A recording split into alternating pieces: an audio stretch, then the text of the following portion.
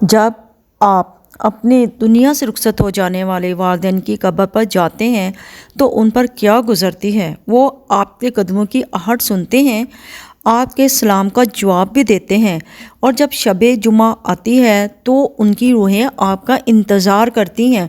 مگر آج ہماری اولاد دو حصوں میں بٹ چکی ہے۔ ایک وہ جو مجبوری کے تحت اپنے والدین کی قبروں سے 7 سمندر دور بیٹھی تڑپتی ہیں، اور دوسری وہ جو اس شہر میں رہ کر بھی مصروفیت کا بہانہ بنا کر مہینوں قبرستان کا رخ نہیں کرتی۔ آج جو میں آپ کو بتانے جا رہی ہوں اس ویڈیو میں، یہ بہت ایک اہم پیغام ہے ان لوگوں کے لیے جن کے والدین دنیا سے جا چکے ہیں۔ پہلے میں بات کروں گی ان خوش نصیبوں کی جن کے والدین کی قبریں اس شہر میں ہیں، جن کے گھر سے قبرستان چند منٹوں کے فاصلے پر ہے۔ میرے پیارے نبی صلی اللہ علیہ وآلہ وسلم کا یہ معمول تھا کہ جب بھی آپ قبرستان کے پاس سے گزرتے تو اہل قبور یعنی کہ اہل ربور مردوں کو سلام کرتے اور ان کے حق میں مغفرت کی دعا فرماتے۔ جب آپ اپنے والدین کی قبر پر جا کر بیٹھتے ہیں تو صاحب قبر کو ویسا ہی سکون اور انسیت ملتی ہے جیسے دنیا میں کسی پیارے کے پاس بیٹھنے سے ملتی ہے۔ وہاں جائیے، ان کی مٹی پر ہاتھ رکھیے، سلام کیجیے اور اپنے دل کا حال سنائیے، وہ سنتے ہیں۔ قبر پر جانے اور وہاں تلاوت کرنے کی اہمیت ہمیں احادیث سے ملتی ہے۔ ایک مرتبہ رسول پاک کا گزر دو ایسی قبروں کے پاس سے ہوا جن پر عذاب ہو رہا تھا۔ آپ نے کھجور کی ایک ٹہنی یعنی شاخ منگوائی، اس کے 2 ٹکڑے کیے اور دونوں قبروں پر ایک ایک ٹکڑا گاڑ دیا۔ صحابہ نے پوچھا، یا رسول اللہ، آپ نے ایسا کیوں کیا؟ تو آپ نے فرمایا، جب تک یہ ٹہنیاں ہری رہیں گی اور اللہ کی تسبیح کریں گی، ان کے عذاب میں کمی ہوتی رہے گی۔ سوچئے، جب ایک ہری ٹہنی کی تسبیح سے عذاب ٹل سکتا ہے تو سچی اولاد والدین کی قبر پر بیٹھ کر قرآن پڑھے گی تو ان کو کتنا سکون ملے گا۔ ترمذی شریف کی ایک اور حدیث میں آتا ہے کہ ایک صحابی نے نادانستگی میں ایک ایسی جگہ خیمہ لگایا جہاں نیچے ایک قبر تھی۔ انہیں معلوم نہیں تھا، رات کو انہیں خیمے کے اندر سے کسی کے سورہ ملک پڑھنے کی آواز آئی، یہاں تک کہ اس نے پوری سورت ختم کی۔ جب انہوں نے یہ واقعہ حضور پاک کو سنایا تو آپ نے فرمایا، سورت ملک عذاب قبر سے روکنے والی اور نجات دلانے والی ہے۔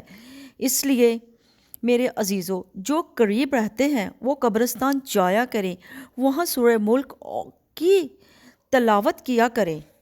دوسری طرف میرے وہ بہن بھائی ہیں جو دوسرے شہروں یا ملکوں میں مقیم ہیں، مجبوراً اپنے والدین کی قبر پر وہ نہیں جا سکتے، نہیں حاضری دے سکتے۔ ان کا دل تڑپتا ہے کہ کاش ہم اپنے ملک میں ہوتے، اپنے شہر میں ہوتے تو ہم قبر پر جاتے۔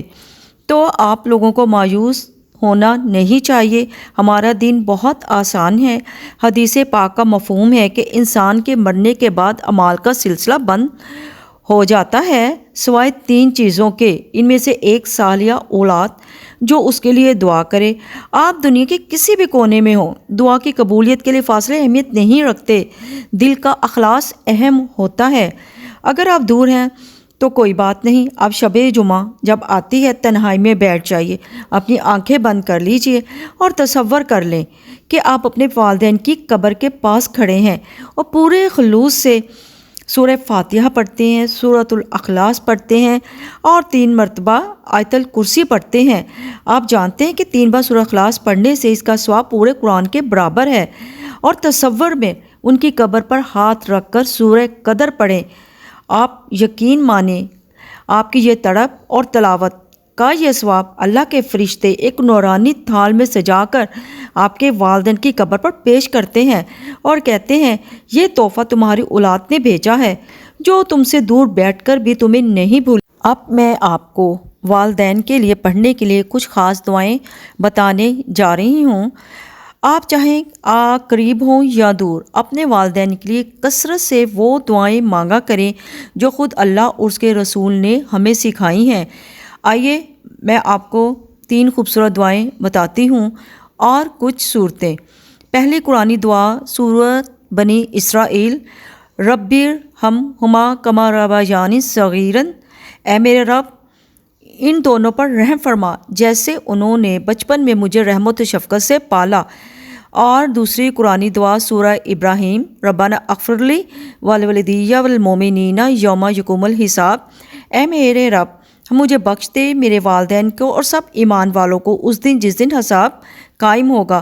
جامع مسنون دعا ہے یہ، اللہم اغفر اللہم ورحمہما وعافیہما واعف عنہا، یا اللہ میرے والدین کی مغفرت فرما، ان پر رحم فرما، انہیں عافیت دے اور ان کی خطاؤں کو معاف فرما۔ اس کے علاوہ جب شب جمعہ آتی ہے تو آپ سورہ یاسین، سورۃ ملک لازمی پڑھیں۔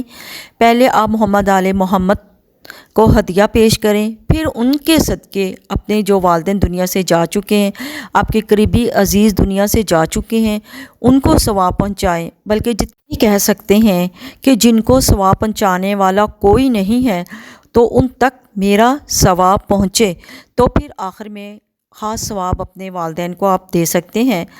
جہاں والدین کا حق ہے وہاں ہماری اپنی آخرت کی یاد دہانی بھی ہے۔ جو قریب ہیں یہ وہ وقت نکال کر ضرور جایا کریں، ان کی قبروں پر کوئی بڑا ہرا پودا لگا دیا کریں، اور جو دور ہیں وہ اپنے تصور اور دعاؤں کا نذرانہ بھیجتے رہیں، کیونکہ ایک دن ہمیں بھی اس مٹی کے نیچے سونا ہے اور ہم بھی اپنی اولاد کا انتظار کریں گے۔ اللہ تعالیٰ ہمارے والدین کی قبروں کو جنت کے باغوں میں سے ایک باغ بنائے، آمین۔